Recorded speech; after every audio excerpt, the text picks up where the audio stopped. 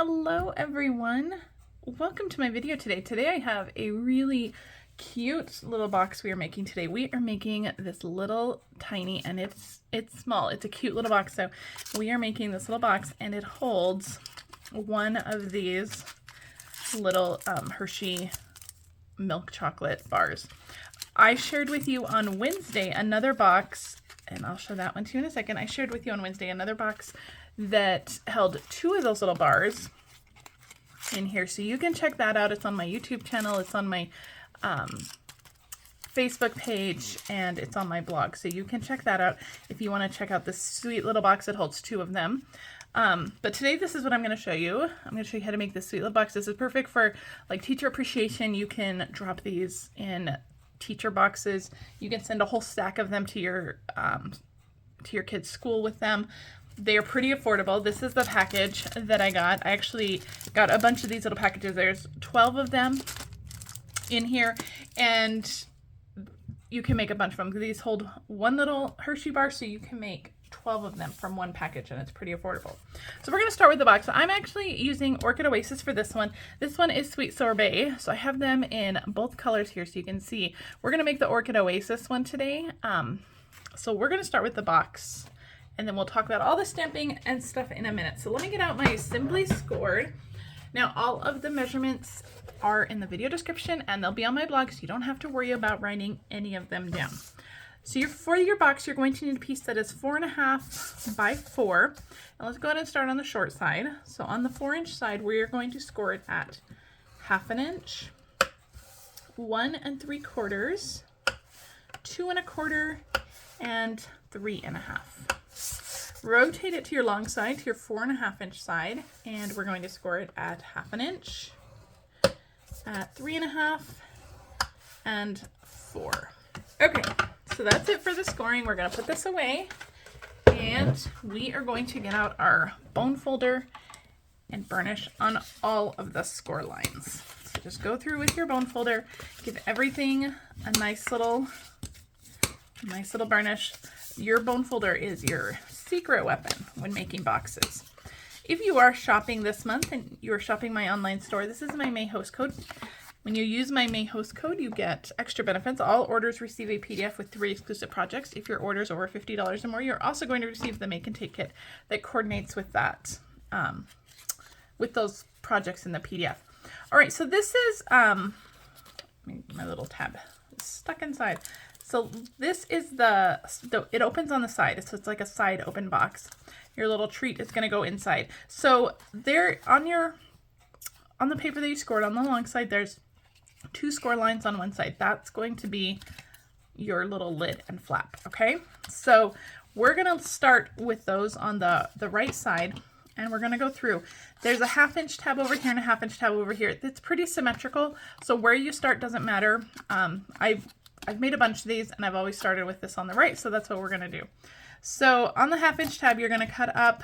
I just cut that up at an angle, and then I'm just going to cut out this little square here. And we're going to do the same thing on this side. So on this 1/2 inch tab, right here, we're going to cut up, and then we're going to cut out 2 squares on this side. Okay. Now, no matter how many times I've made this box, I always have to kind of figure out which one do I need to keep. So we want our flap to fold into the back of the box. So this is going to be our flap. So we're going to cut out these 2 rectangles here. So just cut along those score lines. And then we're going to cut those 2 out just like that. And we're going to cut our flap free. This is going to be the part that folds into our box. So we're going to cut that free.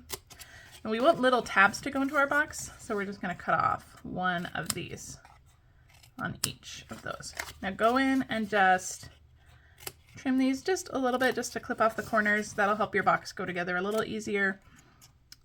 And so that is what the flap part looks like so far. So this is going to be like the bottom of the box, or it's going to be the part that gets sealed. So it's going to be this side of the box.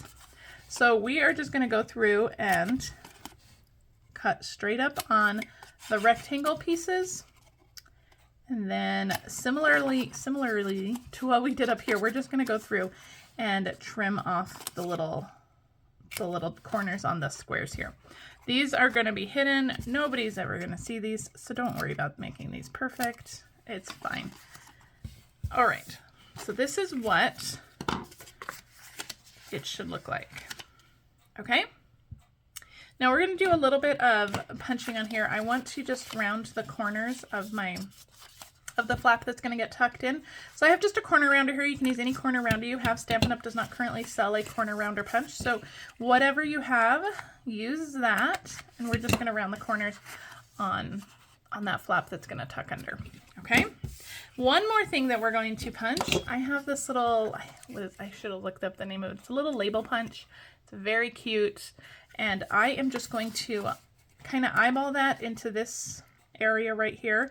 And I'm looking to make sure it's straight by just making sure that these score lines are just kind of evenly spaced on the punch. And I'm not punching too much. I'm really only going to punch like 1/8 of an inch or so. That's just going to give me just the littlest bit of a finger notch so that you can pull that out easily. So, and I really like this one for a finger notch. I think it looks fancy, but it's very, very cute. Okay, so that is all of our trimming. So let's go ahead and stick this thing together. Oops, and I just threw my glue dots in the trash accidentally. Don't want those in there. So on this 1/2 inch tab that we kind of liberated free, we're going to put some glue on that. I'm using Stampin' Seal Plus. You can use any strong adhesive you want. And we're just going to fold that over just like that. Okay, so everything will fold nice and flat. All right, now on the bottom here, I'm just going to fold those tabs in, fold in the back, and the back is that part that we notched out. And then we're just going to put some adhesive on the front tab here and just fold that over. You can put adhesive on all the tabs that are going inside just so they all adhere to each other, but this is holding just a little chocolate bar. It doesn't need to be super enforced. It's holding a very light object and it's a very small box, so it's okay. And this will tuck right in just like that. And that is your little box for your little Hershey bar. They have these in like the almond too. And so you can get whatever flavor variety you want. All right, I have a little belly band for my box. This is a piece of DSP that is 4 by 2. And this is the glorious Gingham DSP. This DSP is so fun. If you love DSP, you're gonna love this one. It comes in berry burst, pecan pie, pretty peacock. This is the lemon lime twist that we're using, and it comes in blueberry bushel. And you get a big gingham on the front and then a small gingham on the back. And it is just a really, really good package of DSP. You're going to get a lot of it too. So if you're mass producing stuff, this is the way to go. I'm going to go with the larger gingham. I like that one better. So I'm doing a little bit of adhesive on the short ends and then just a little bit in the middle. We're going to start on the front. Did I start on the front or the back? I started on the back. So you are going to see the seam, but that doesn't bother me too much. Again, it's a small box, so it's okay. So we're going to start on the back. I'm just going to put it about right in the middle. And then because this is DSP, it's nice and thin. You can just go through and wrap it around and just pinch it as you go. If you want to do this, wrap it before you put the glue on it and just kind of make sure everything is pinched and sealed nicely before you put the glue on. You can do that as well. I just like to save a step and just go through and put it on. So, all right, we're going to set this aside. And we're going to work on our stamping. So let me pull out, I have a piece of scratch paper here, and let me get my Stampin' Pierce mat that was buried. And we are going to do some stamping. I'm using 2 different stamp sets today. Both of them are new in our new annual catalog. So for my little pile of books here, I am using this one. This is the Bird's Eye View set. We're using the little pile of books. This one is so cute. I haven't had a chance to play with this one a whole lot, but I super, super love this one. I especially love the little glasses that you can put on all the little birds. I think it's just an adorable set. For our greeting, we are using the Wonderful Thoughts stamp set. This one actually has coordinating dies that will cut out all of those words. We're not using those dies today. We're just using these tiny little things down here, and we're just going to trim that, and it's not going to be a problem. All right. I just had a little craft-tastic, but we're all okay. All right, so let's do our stamping. For our books, we're going to stamp it in Memento. We're going to color these with Stampin' Blends, so we just want to make sure that we have a Stampin' Blend approved ink. And so I'm just going to ink that up. I'm going to stamp that in our Memento. And we'll set that one aside for just a second. Let's put our ink pad away, before I make a huge disaster. Put that stamp away. All right, now for our greeting, I just have another tiny little scrap of white, and we are using Starry Sky Ink for this one. Little greeting, and I'm just going to line it up along the bottom. I don't think the bottom of this is straight, so we'll just end up trimming it. So Starry Sky Ink, and we're just going to trim that, so I'm not too worried about that. All right, put the stamp away. All right, put that away. We'll move this out of the way. We'll bring back our books. We're going to do some coloring. So I'm using Sweet Sorbet, Tahitian Tide, Orchid Oasis, Smoky Slate, and my color lifter for my colors for blends. So let's go ahead and start with our Smoky Slate. So I'm going to do the dark right around here along the binding of the books. Just a little bit along the binding. And then, yeah, I think that's good. And then with my light, I'm going to go in, do a little bit. I'm just going to pull that out just a little bit, not a lot. We're going to go in with our color lifter and really kind of pull it out. And then along the edge of the books over here, I'm just going to do a little bit of light. All right, now grab your color lifter and just kind of work that color, just kind of smooth it out, kind of meet it in the middle. And that will give just a nice little shadow look to those, to the sides of those books. Okay, all right, for our bottom book, we're going to go with some Sweet Sorbet. I'm going to use my light Sweet Sorbet first. And we're going to do the whole bottom book here. So just go along the edge. This is a small image, so just take your time. I'm using my bullet tips to color all of these. All right, I'm going to go in with my dark. The dark Sweet Sorbet and the light Sweet Sorbet are very light in color, or very similar in color, so you're not going to see much difference with them. So we're going to come back in and do the little binding. I'm doing these little edge pieces here with the dark. We're going to come back and do that a couple more times. I am going to bring in my light Smoky Slate because I want a little bit of shadow along the top of that book, because the other books are on top, so you're going to get a little bit of shadow. So I'm just going to use my light Smoky Slate and just do a little bit of a shadow on that.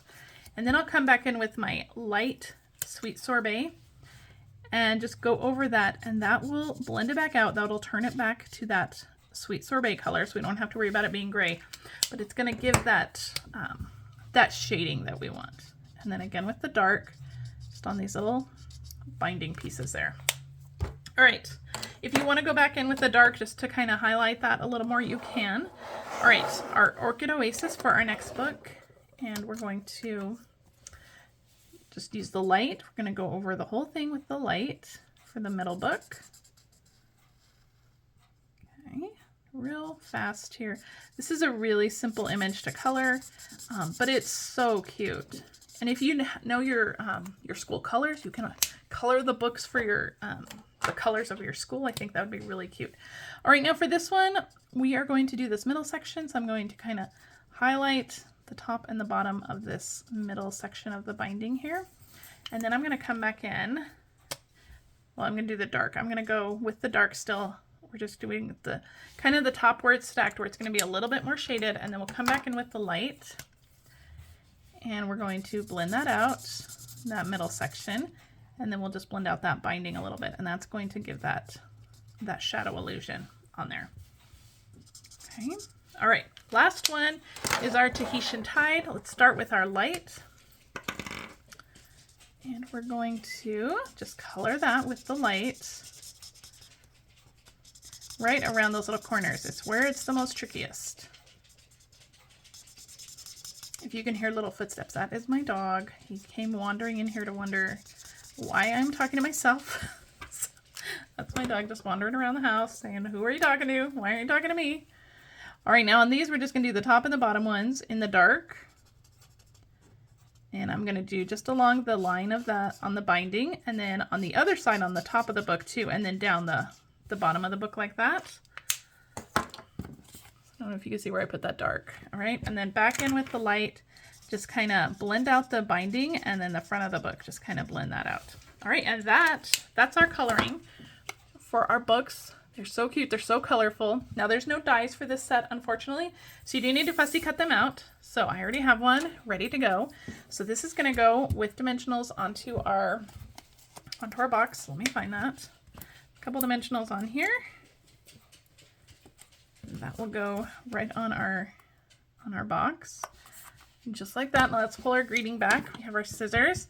So I'm just going to cut right up to the height of the word. Be careful. This is a very small greeting. You don't want to get your fingers. And then I'm just going to kind of angle the edges, just like this. Now, like I said, there's a die set that coordinates with that stamp set, so you could die cut all of these greetings, but because I was making so many of them, I thought it was just going to be quicker and easier to just use my scissors on them. So a tiny bit of liquid glue on the back. You could also put some adhesive sheets on the back of this before you start cutting it, and that would make it really easy, just kind of peel and stick. So I'm just going to stick that little thanks right there on the edge of the books. And one more finishing touch. I'm going to grab those glue dots I dropped earlier. And I have some Parakeet party ribbon that I have tied into a bow already, so we don't have to watch that. I've already tied it into a bow. I'm going to stick it on a glue dot and pick that up with your scissors or your take your pick tool. I'm just going to gently lift that up so it's right under the greeting. Just like that. And there is your sweet little Hershey's box. Super cute. There is a little Hershey's bar in here. This one doesn't want to come out. I have to fix the tab on that one. One of the tabs has a stuck in there, but there we go. So there is a sweet little Hershey's bar on the inside. They are super cute. I'd love to know what you think about this sweet little box. It's a great little gift for teachers, especially this time of year. So think a teacher. You can hand them this book. These would also make great little gifts for librarians too. I think that'd be really cute. All right, guys, thank you so much. If you are shopping, please use this host code. If you're watching this on YouTube, please like and subscribe to my channel. That really helps me out. It helps my business grow. Have a great rest of your day, guys, and I'll see you guys next time. Bye.